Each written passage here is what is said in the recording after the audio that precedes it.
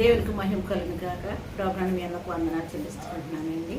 మరి ఈరోజు అంశము సహనముతో కనిపెట్టుట. దేవుని వాక్యంలో నుండి కొన్ని విషయాలు మనం తెలుసుకుందాం. ఈరోజు సహనము విశ్వాసకు ఉండవలసిన లక్షణం ఏంటంటే సహనం ఉండాలి. సహనము, ఓర్పు, శాంతము. ఆత్మఫలాల్లో కూడా దీర్ఘశాంతము కూడా ఉంది. కాబట్టి మనం ఎప్పుడు కూడా కనిపెట్టువారుగా, సహనంతో కనిపెట్టువారుగా ఉండాలని దేవుని వైపు కొన్ని మాటలు చూసుకుందామండి. యోబు గ్రంథం 13వ అధ్యాయం 14వ వచనం చూసుకుంటే, ఆయన నన్ను చంపినను నేను ఆయన కొరకే కనిపెట్టుకుని ఉన్నాను. ఎంత అద్భుతమైన మాట అండి. యోబుకి ఎన్ని శ్రమలో మనందరికి కూడా తెలుసు. అయినను కూడా ఎందుకు దేవుడు నన్ను శోధిస్తున్నాను, నాకు ఇన్ని శ్రమలు వస్తున్నాయి అని ఎప్పుడు కూడా దేవుడిని ఒక్క నోటి మాటతో కూడా మరి యోబు అలా అనలేదు. కానీ ఆయన నన్ను చంపినను యెహోవా కొరకైనా కనిపెట్టుకుని ఉంటాడంట.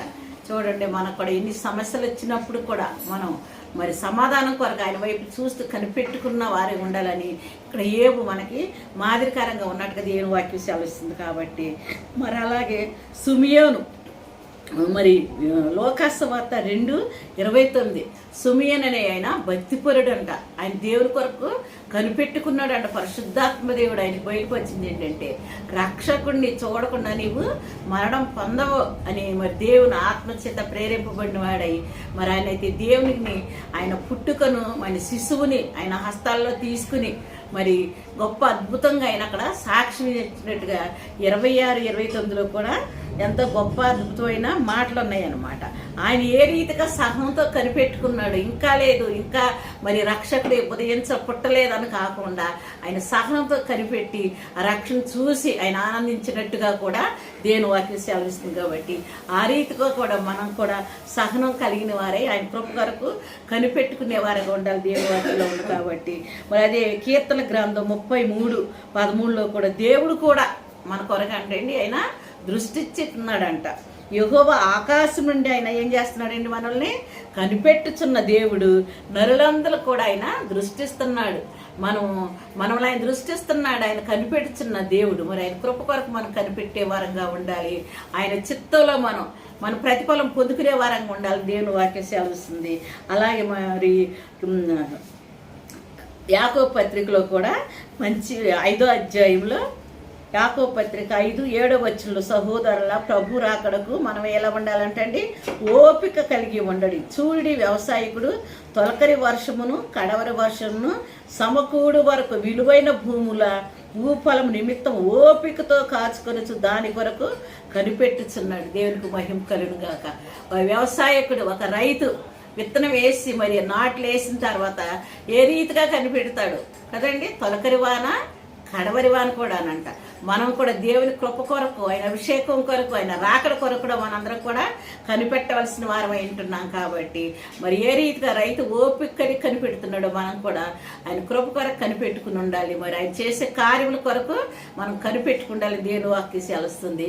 అబ్రహాము కూడా మరి అసాధ్యమని సాధ్యం చేయగల దేవుడు. ఆయన మాట విన్నాడు. ఆయన కృప కొరకు ఆయన చేసే కార్యం కొరకు అబ్రహాం కూడా కనిపెట్టుకున్నాడు. మరి ఇస్సాకును పొందుకుని ఈరోజు అబ్రహాము, ఇస్సాకు, యాకోబు దేవుడుగా మనకి ఆయన ఉన్నాడు అనమాట. ఆయన మాట నమ్మాడు. అది అతనికి నీతిగా ఎంచబడెను కదండి. కానీ దేవుడు కూడా మనకు వాగ్దానం ఇచ్చాడు. మన పట్ల అన్ని కార్యాలు, ఎన్ని వాగ్దానాలండి మనకి ప్రతిదినం కూడా దేవుని వాగ్దానమే.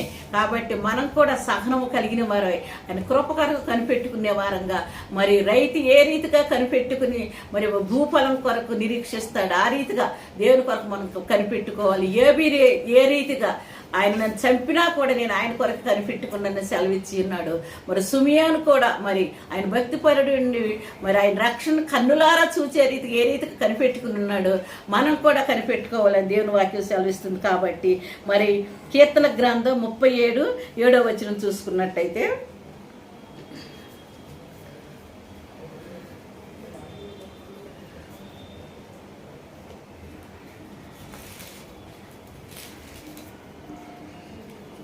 యెహోవా ఎదుట మౌనంగా నుండి ఆయన కొరకు కనిపెట్టుకొనుము. చూడండి, దేవునికి మహిమ కలుగును గాక. సణిగే వారంగా కాకుండా, అవిశ్వాసులు కాకుండా, ఇంకా దేవుడు మరి ఆలకించలేదేంటి అని మనం నిరుత్సాహపడకుండా మరి ఎప్పుడు కూడా మనము మౌనంగా ఉండి ఆయన కార్యాలు మన జీవితాలు జరిగిస్తాడని నమ్ముట నీవులైతే నమ్మువానికి సమస్తము సాధ్యమని దేవుని వాక్యం ఉంది. కాబట్టి ఆ రీతిగా మనం ఆయన కృప కొరకే మనం కనిపెట్టుకోవాలని దేవుని వాక్యంలో సెలవిస్తుంది అనమాట. మౌనంగా ఉండంట అంటే సహనము కలిగి, ఓర్పు కలిగి. మరి రోమీయులకు రాసిన పత్రికలో ఉందండి 5వ అధ్యాయంలో, ఓర్పు పరీక్ష నిరీక్షణ కలిగి, శ్రమ ఓర్పు పరీక్ష నిరీక్షణ. ఆ నిరీక్షణ ఎప్పుడు కూడా మనల్ని సిగ్గుపరచనేరదని మరి రోమీయులకు రాసిన పత్రికలో ఉంది. మనం ఆ రీతిగా ఓర్పు కలిగిన వారై, శ్రమ అనుభవిస్తూ మన నిరీక్షణ కలిగిన వారై, ఆయన కృప కొరకు, ఆయన మన పట్ల చేసే కార్యాల కొరకు మన నిరీక్షణ కలిగి ఉండాలని మరి దేవుని వాక్యం సెలవుస్తుంది కూడా. మన అందరం కూడా ఆ రీతిగా సహనం కలిగి ఆయన కొరకు మనం కనిపెట్టుగానే ఉండాలి. ఆయన మనం కనిపెట్టుచున్న దేవుడు, దృష్టిస్తున్న దేవుడు, మనం కూడా ఆ రీతిగా ఉండాలని 133వ కీర్తనలో కూడా అద్భుతమైన ఆయన కృప కొరకే కనిపెట్టుకోవాలని ఉందన్నమాట.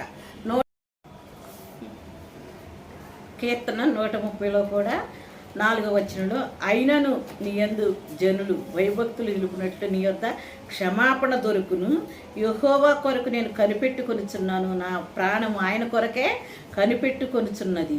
దేవునికి మహిమ. ఎంత అద్భుతమైన మాట అండి. ఇక్కడ ఎవరి కొరకు కనిపెట్టాలంటండి, మనం యెహోవా కొరకే మనం కనిపెట్టాలని ఇక్కడ దావీదు మహారాజా కీర్తనలో దేవుని వాక్యం సెలవిస్తుంది. ఆయన ఏం చేస్తాడంటే మన దోషములు కనిపెట్టి చూసి ఆయన మరి ఆయన మన భయభక్తులు నిలుపునేది ఆయన దగ్గర మనకేం దొరుకుతుందండి, క్షమాపణ దొరుకుద్దంట. ఆ రీతిగా దేవుని వాక్యం సెలవిస్తుంది కాబట్టి మరి 6 లాస్ట్లో చూసుకున్నట్టయితే కూడా 130 కీర్తన 136వ వచనంలో, కావలి వారు ఉదయం కొరకు కనిపెట్టుట కంటే ఎక్కువగా నా ప్రాణము ప్రభువు కొరకే కనిపెట్టుచున్నది. కావలి వారు ఉదయం కొరకు కనిపెట్టుట కంటే ఎక్కువగా నా ప్రాణము కనిపెట్టుచున్నది. ఇశ్రాయేలు 7వ వచనంలో, ఇశ్రాయేలు యెహోవా మీద ఆశ పెట్టుకొనుము, యెహోవా యొద్ద ఏం దొరుకుద్దండి, కృప దొరుకుద్ది. దేవునికి మహిమ కల. మనం దేవుని కొరకు కనిపెట్టుకున్నట్టయితే ఆయన యొద్ద మనకి క్షమాపణ దొరుకుద్ది, మళ్ళీను కృప కూడా దొరుకుద్ది. ఆయన కృపలో మనం ఉన్నామంటే ప్రతిది కూడా దేవుడు మన సమస్యలు తీర్చే దేవుడు, ఆయన కృపలో జ్ఞాపం చేసుకునే దేవుడు. మరి కొత్త నిబంధనలో కూడా నా కృప నీకు చాలుననే పరిశుద్ధుడైన పౌలుకి దేవుడి మరి బలపరిచిన మాట, అద్భుత మాట. కాబట్టి ఆయన కృపలో మనం వర్ధిల్లాలని మనందరం కూడా ఆయన కృప కొరకు కనిపెట్టుకున్న వారమై, ఆయన రాకడ కొరకు కనిపెట్టుకున్న వారమై ఉండాలని దేవుని మాట, దేవుని వాక్యం సెలవుస్తుంది. కాబట్టి దేవుడు ఇచ్చిన మాటలు దేవుడు ఇచ్చును గాక. ఆమేన్.